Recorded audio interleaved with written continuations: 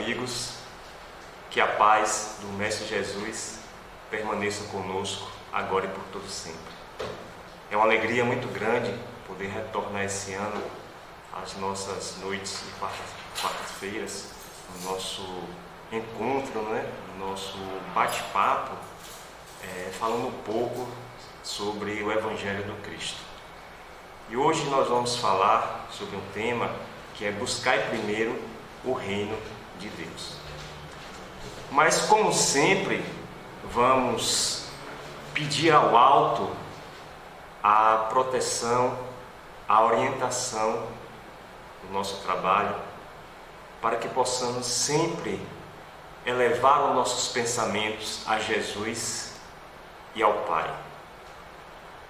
Que possamos nessa noite sempre buscar um pouco mais sobre o Evangelho do Cristo. Quando Jesus, no começo do seu apostolado, se encontra no lago de Tiberíades, ele vai em busca dos seus apóstolos. E lá ele encontra Simão Pedro e André, os pescadores. E ali ele lança o convite, convidando, chamando os dois para buscar esse reino de Deus, para lançar na terra essa boa nova.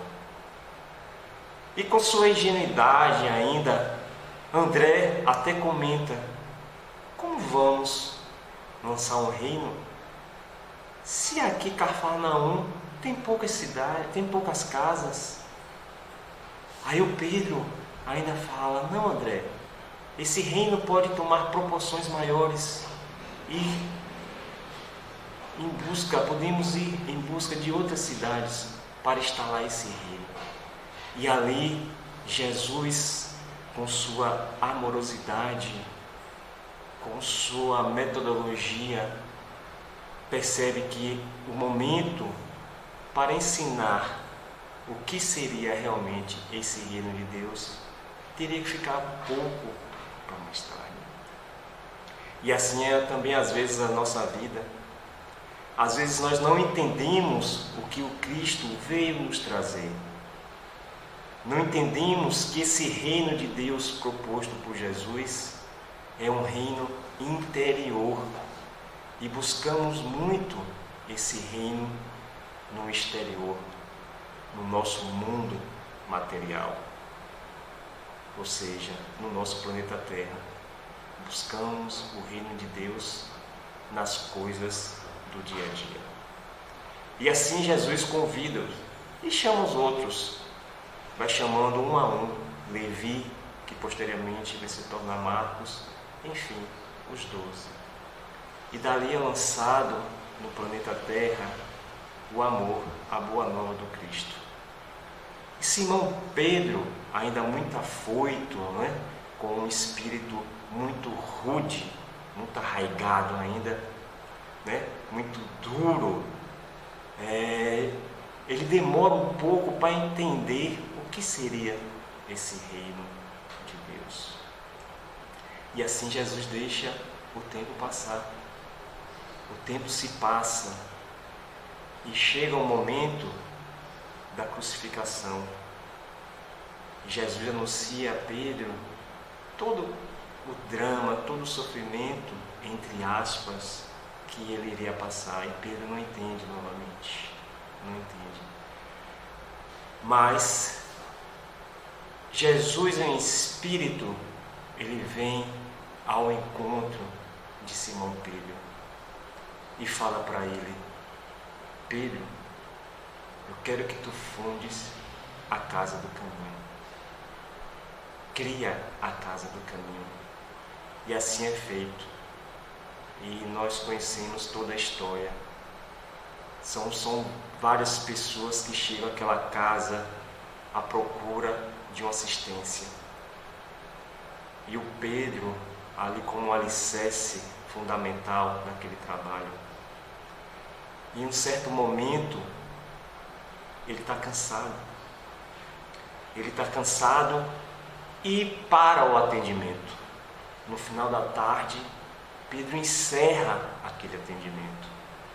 E eis quando bate à porta um mendigo à procura desse atendimento. E ele fala: já estamos fechados, não podemos mais lhe atender. Volte outra hora. E quando o mendigo tira aquela túnica, era Jesus de Nazaré.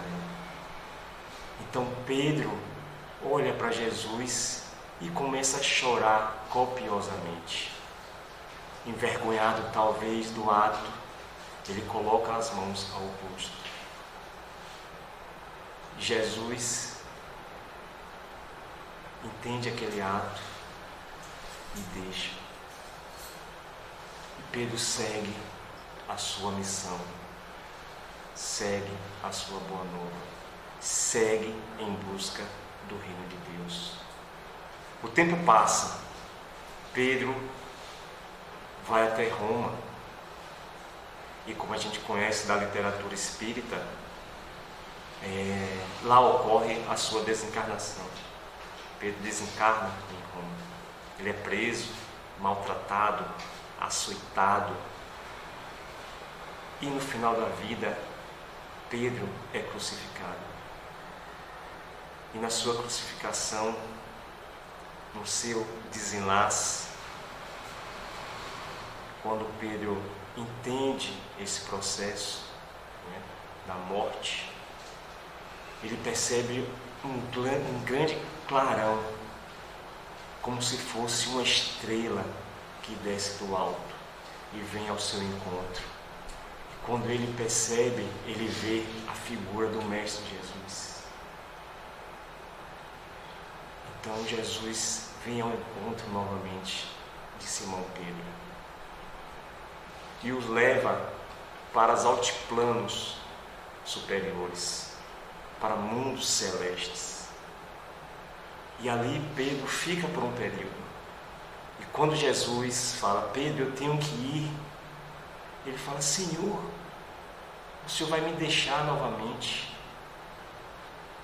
Ele fala: Pedro, aonde tiver uma alma sofrendo na terra, eu estarei lá para socorrer. Então Pedro fala: Senhor, eu vou contigo, eu vou seguir o seu caminho. Então, a partir desse momento, está implantado no interior de Pedro esse reino de Deus. Agora sim, desde o encontro inicial, lá em Cafarnaum, até esse momento, veja que Pedro passa por todo esse processo de evolução. E nesse momento, ele entende que o reino de Deus não vai ser implantado lá no lago de Nazaré, e sim no seu coração, no seu íntimo, na sua alma, no seu espírito. E assim será conosco também. Quando entendermos definitivamente que o reino de Deus ele está implantado no interior da nossa alma, do nosso espírito. E o mundo traz tantas distrações que quando nós encarnamos, esquecemos disso. O mundo traz esses distratores, nos desvia desse caminho reto. E não vamos buscar esse reino como primeira opção, e sim como uma segunda, terceira, quarta opção. Pois assim somos nós. E assim vamos falar um pouco sobre a busca desse reino de Deus. Lá no livro Voltei, o irmão Jacó, ele traz para a gente no capítulo Discussão Confortadora. Ó Senhor, por que não fazemos bastante silêncio dentro de nós para ouvir-te os ensinos, enquanto demoramos nos átrios do mundo. Veja que nós não conseguimos fazer esse silêncio. Estamos muito ainda ligados e voltados a toda essa percepção que o mundo nos traz, a todas essas informações. São bilhões e bilhões de informações que nós recebemos diariamente. E às vezes não fazemos esse silêncio necessário para ouvir o Senhor. Lá em Lucas, capítulo 5, versículo 16, ele traz que: mas Jesus retirava-se para lugares solitários e orava. Perceba que ele se afastava, se isolava. Ou seja, como um espírito superior, era muito mais fácil para ele fazer isso, porque ele estava em conexão com o alto. Mas para nós, espíritos ainda vivendo no mundo de provas e expiação, como ainda é difícil retirar para esses lugares solitários. E quando ele fala lugares solitários aqui, não é só fisicamente, não. São lugares psíquicos, no interior nosso, da nossa consciência. Então temos que adentrar esses lugares e aquietar essa mente e orar, para que possamos mais fácil entrar em comunhão com o alto, para que possamos mais fácil perceber e compreender os problemas que nos atingem e como nós vamos solucionar esses problemas. Perceba que quando chega um problema, a nossa percepção inicial é que nós não vamos conseguir resolver. Mas a partir do momento que a gente começa a compreender o problema, estudar o problema, começa a aquietar, entrar em consonância com esses campos superiores, tudo começa a se tornar mais fácil. Lá no Salmo 37, vamos encontrar: descanse no Senhor e aguarde por Ele. E às vezes nós não temos essa fé. Então, descanse no Senhor. Ou seja, aquieta a tua mente no Senhor. Aquieta o teu coração no Senhor. E aguarde por Ele, porque essa resposta vai chegar. Lá em Emmanuel, no livro Paulo e Estevão, lá na segunda parte, capítulo 3, Emmanuel já dizia isso e nos alertava também. Olha o que ele falava: esvazia-te dos pensamentos do mundo. Então Emmanuel nos alertando. Então nossa mente está poluída com esses pensamentos. Não conseguimos ter uma visão maior, mais ampla. Às vezes uma visão limitada, que a gente chama de uma visão de túnel. A gente só consegue enxergar aquele campo, mas não conseguimos fazer alastrar, a nossa consciência, ampliar a nossa consciência, para compreender realmente nosso processo reencarnatório. Não compreendemos. Então é por isso que é tão difícil buscar primeiro o reino de Deus. Como as coisas materiais nos atraem, nos agradam. Não tenhamos que nos afastar de tudo. Não seria essa a ideia. Mas temos que viver em comunhão, tanto físico como espiritual. Porque porque somos espíritos. E Jesus já falava, né? O espírito, ele está pronto, mas a carne é fraca. Então nós estamos encarnados nesse corpo. Nós necessitamos ainda do mundo físico. Nós necessitamos nos alimentar, necessitamos sobreviver. Mas, sobretudo, necessitamos desse alimento espiritual. Então nós temos que entender o aqui e o agora. Então nossa mente está passeando muito naquilo que a gente chama de passado e naquilo que a gente chama de futuro. Mas às vezes ela se esquece de estar no presente. Trazemos informações de várias reencarnações. E esses processos reencarnatórios, que vai ter a confluência agora na nossa reencarnação atual, sim, traz consequência. Mas às vezes não conseguimos nos desapegar de todo esse processo e transformar para que possamos seguir para aquilo que a gente chama de futuro,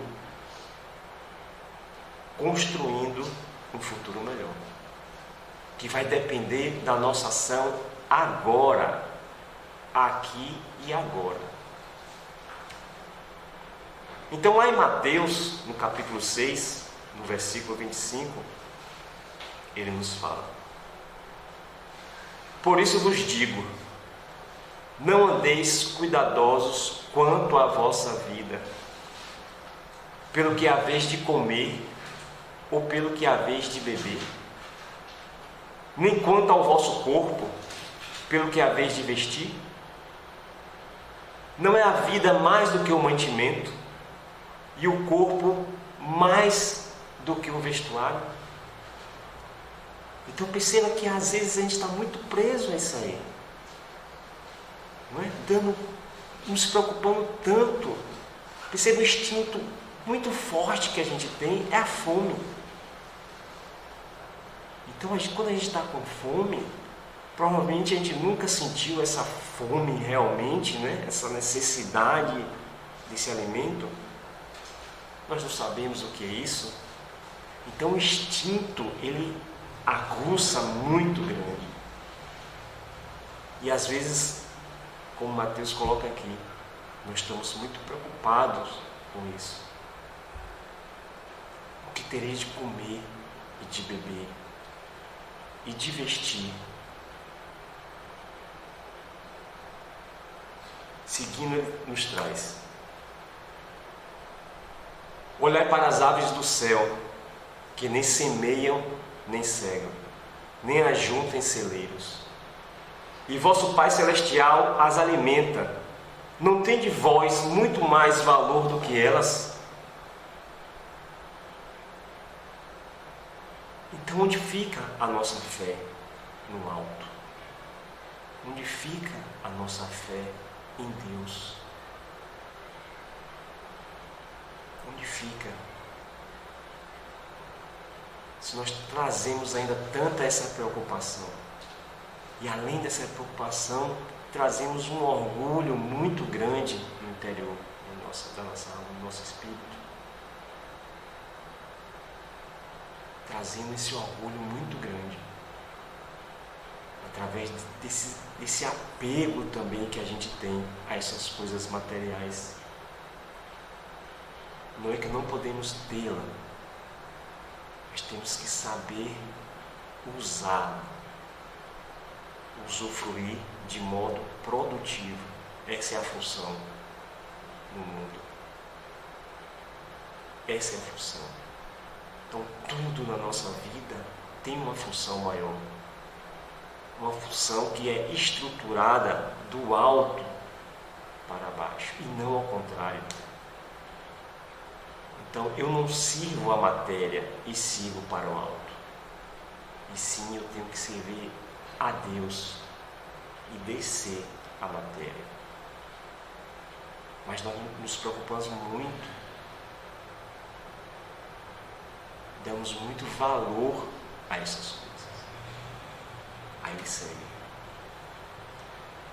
E quanto aos vestuários, por que andais solícitos?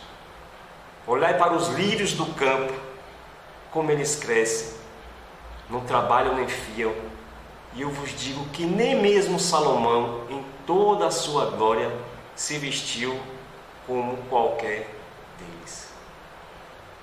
Pois se Deus assim veste a erva do campo, que hoje existe, e amanhã é lançada ao forno, não vos vestirá muito mais a vós, homens de pouca fé. Então é isso que nós somos ainda, homens de pouca fé.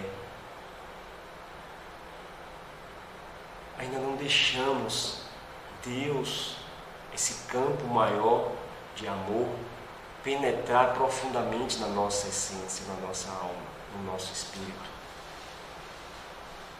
Ainda bloqueamos esse campo consciencial, esse campo do amor. Primeiro negamos Deus, agora nós estamos nessa luta desenfreada ao seu encontro, mas ainda de uma forma tímida, de uma forma tênue, não profundamente na sua essência. Ele coloca homens de pouca fé. Somos nós, né? Espíritos ainda de pouca fé. Não andeis, pois, inquietos, dizendo: que comeremos, ou que beberemos, ou com o que nos vestiremos? Porque todas essas coisas os gentios procuram. De certo, vosso Pai Celestial bem sabe que necessitais de todas essas coisas. Mas buscai primeiro o reino de Deus e a justiça, e todas essas coisas vos serão acrescentadas.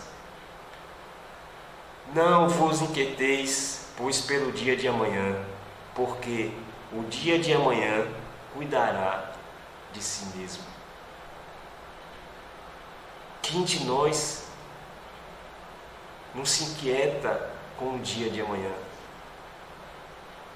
Às vezes a gente está fazendo uma tarefa, logo no início ele fala, não andeis inquietos.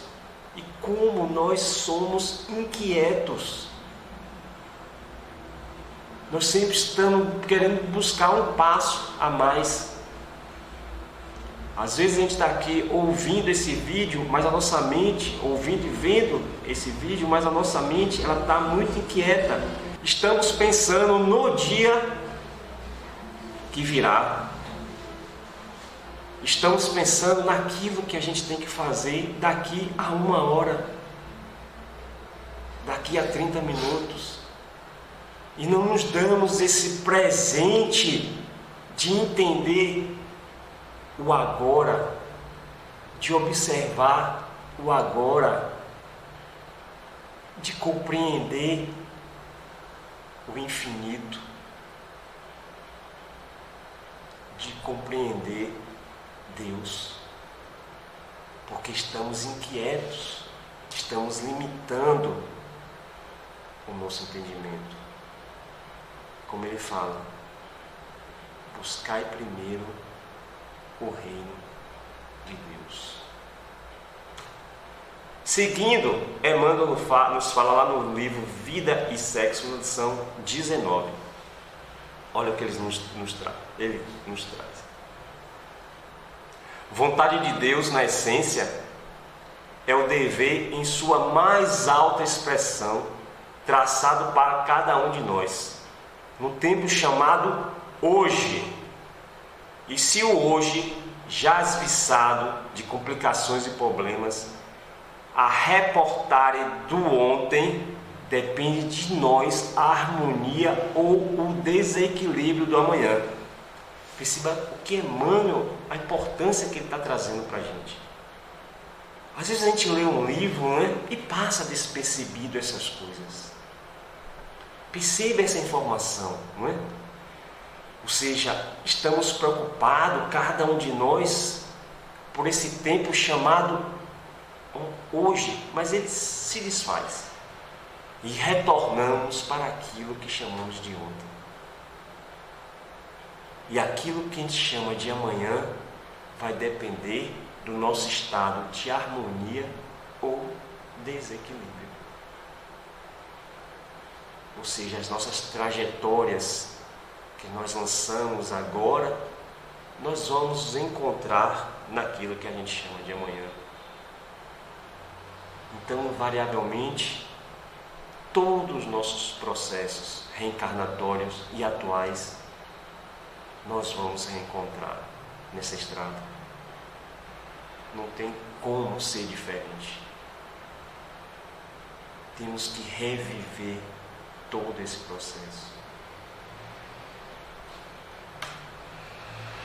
Emmanuel, lá em Paulo Estevam, novamente, capítulo 3, ele fala para a gente: não te detenhas no passado. Quem haverá no mundo isento de erros? Quem haverá no mundo isento de erros? Só Jesus foi puro. Só Jesus foi puro. Temos que entender que às vezes nós nos condenamos muito, por esse erro. Às vezes não aceitamos esse erro que a gente carrega no nosso interior. Mas nós temos que aprender a transformar e não ficar preso a esse passado. Olha a informação que Emmanuel nos traz. E só Jesus foi puro. E às vezes a gente acha, que nós somos as pessoas tão boas ainda, Nós somos bons. Ou seja, nós estamos trilhando esse processo. Nós estamos buscando esse caminho de mansuetude e pureza do Espírito, como fez Jesus. Essa é a nossa trajetória. Essa é a nossa viagem evolutiva. Em Atos, capítulo 17, que eu acabei voltando no slide, lá vamos encontrar: pois nele vivemos, nos movemos e existimos. Então nós estamos presos, entre aspas, nessa grande bolha, imerso, como se fosse um grande oceano. Nós estamos vivendo em Deus. Nós estamos nos movendo porque é a nossa trajetória evolutiva. É a nossa trajetória da matéria ao espírito. Então nós estamos nos movendo em Deus. E nós existimos em Deus. Ou seja, nada está fora do Pai.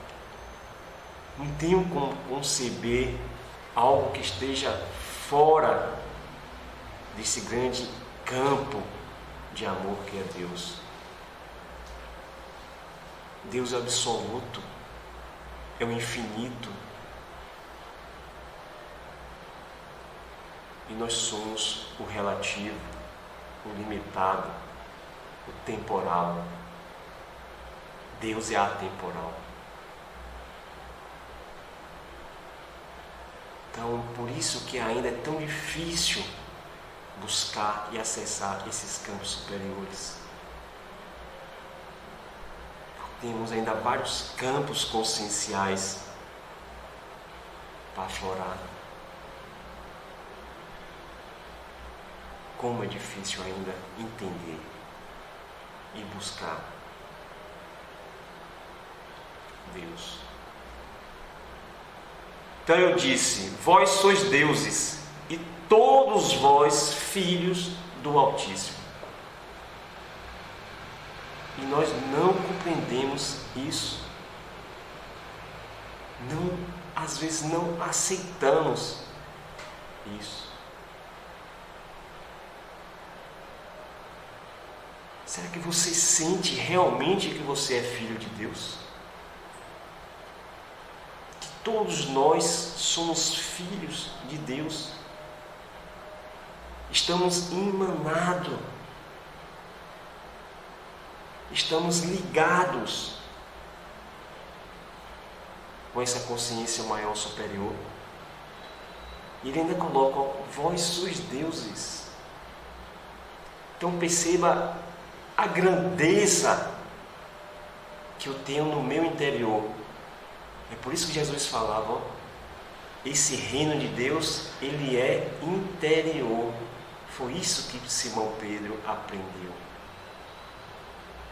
Então ele começa a visualizar esse campo no seu interior. E não mais buscando no exterior.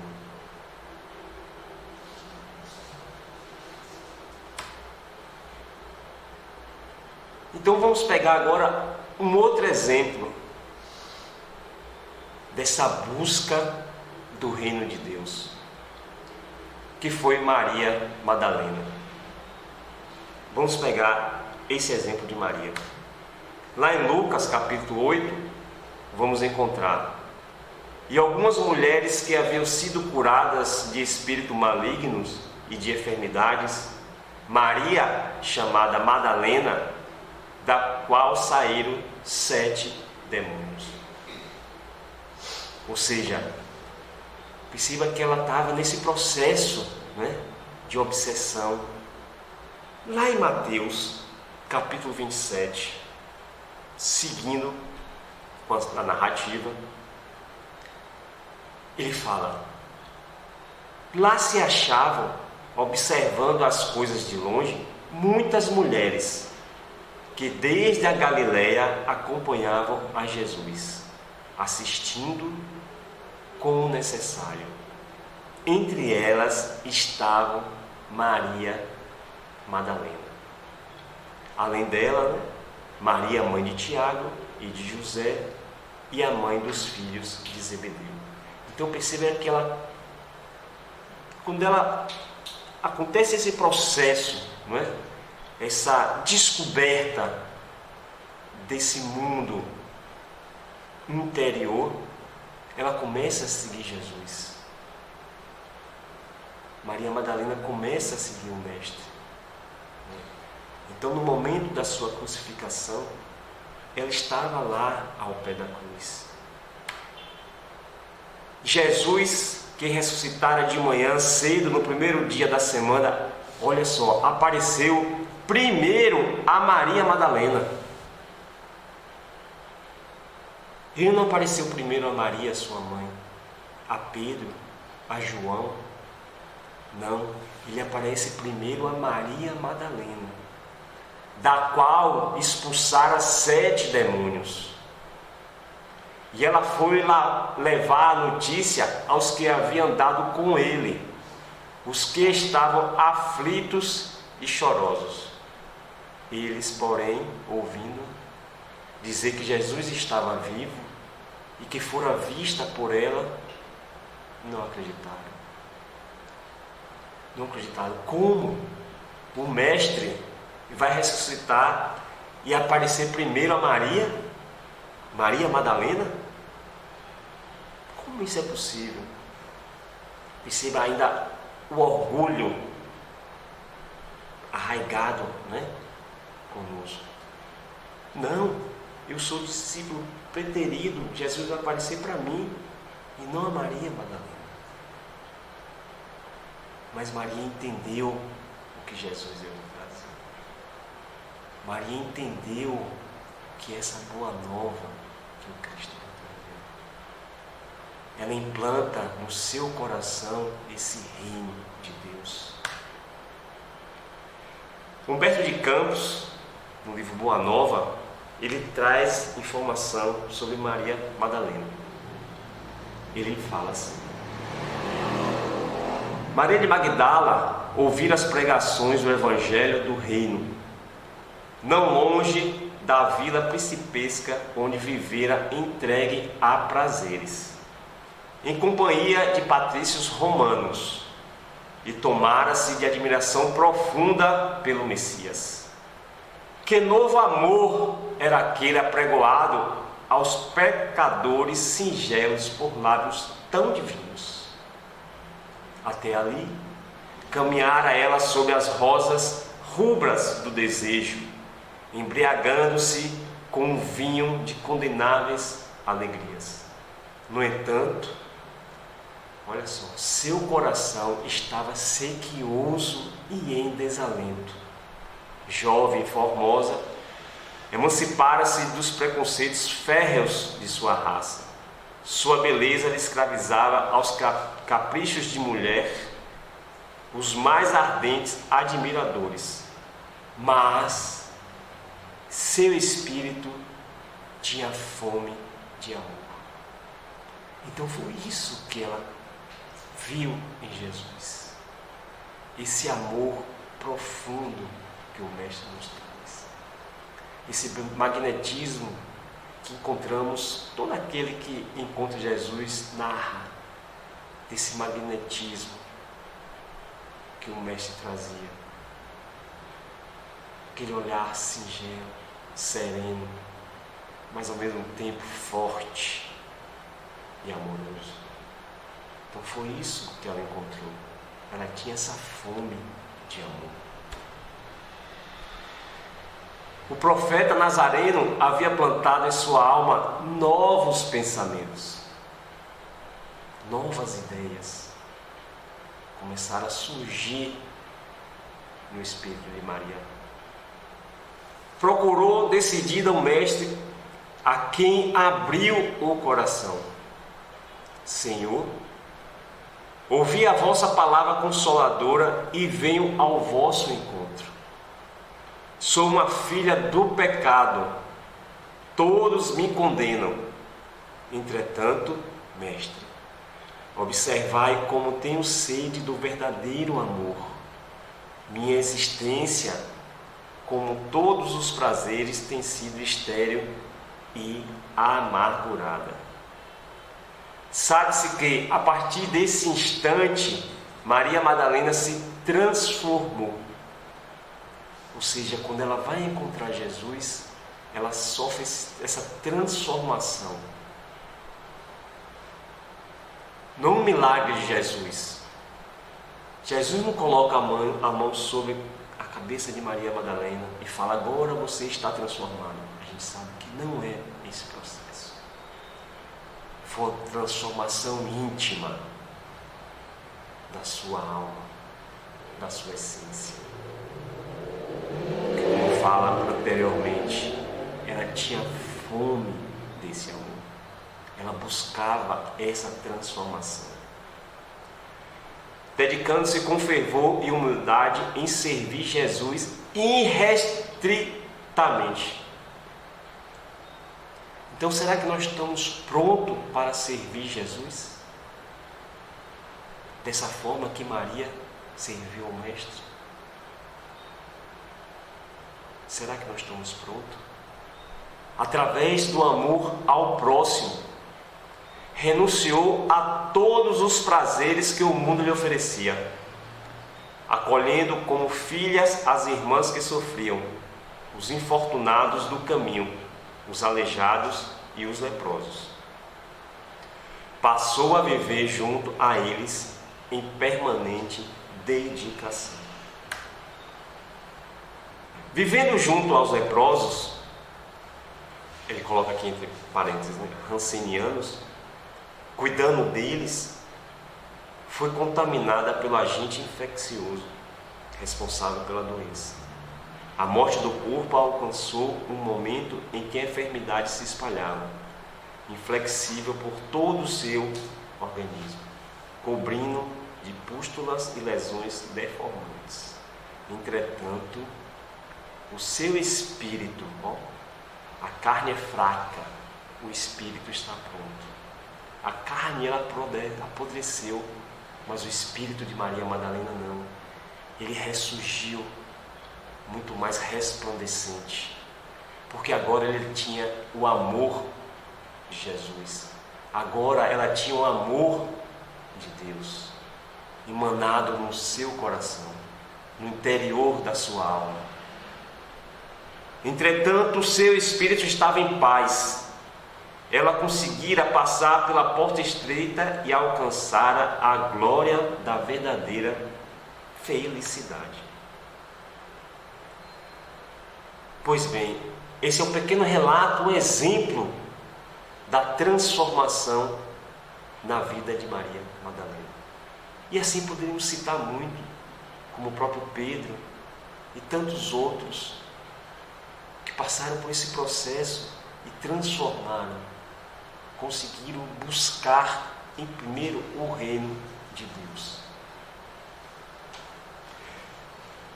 Lá nos Salmos vamos encontrar: cria em mim um coração puro, ó Deus, e renova dentro de mim um espírito estável. Olha só, lá no Salmo, por que um espírito estável? Porque nós somos muito inquietos.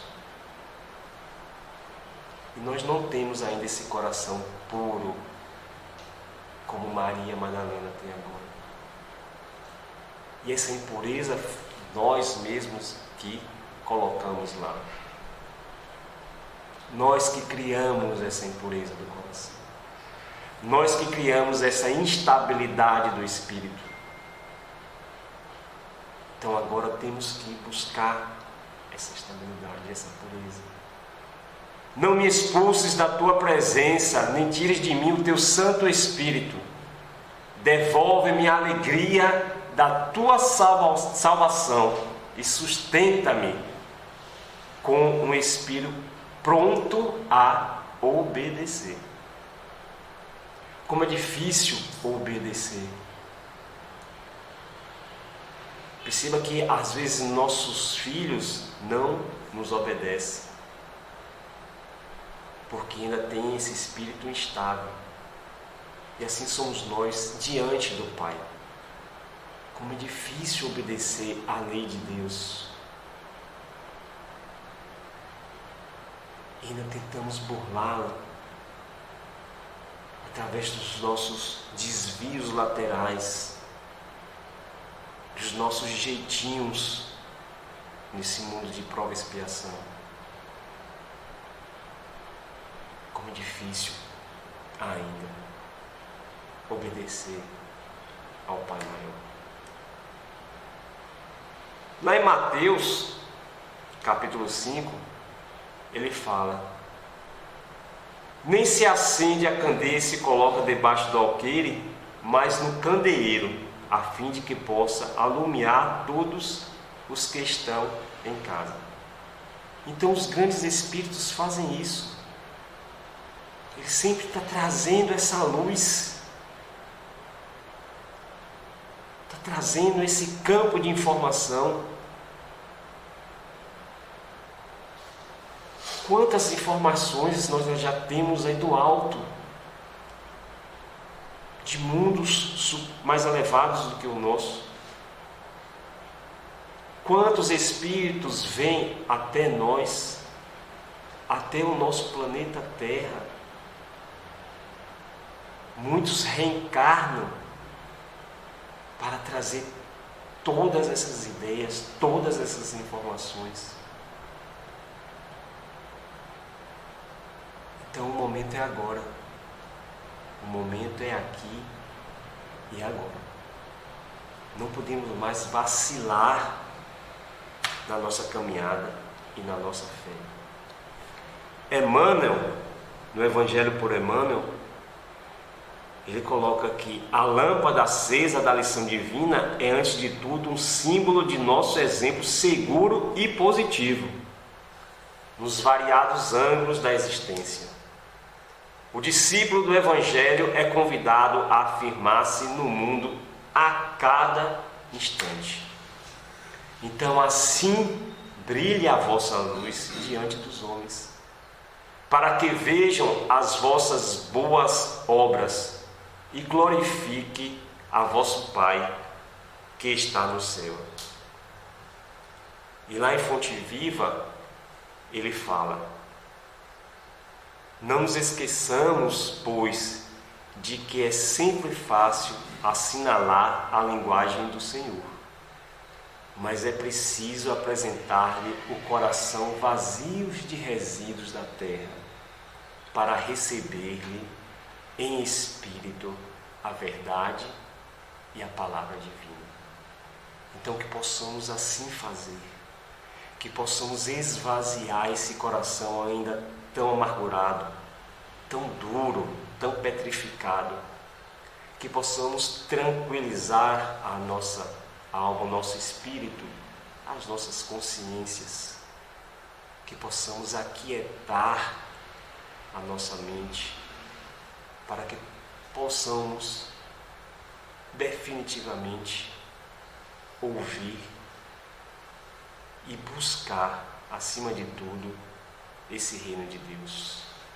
Que Jesus nos abençoe, nos ilumine agora e por todo sempre. Que assim seja.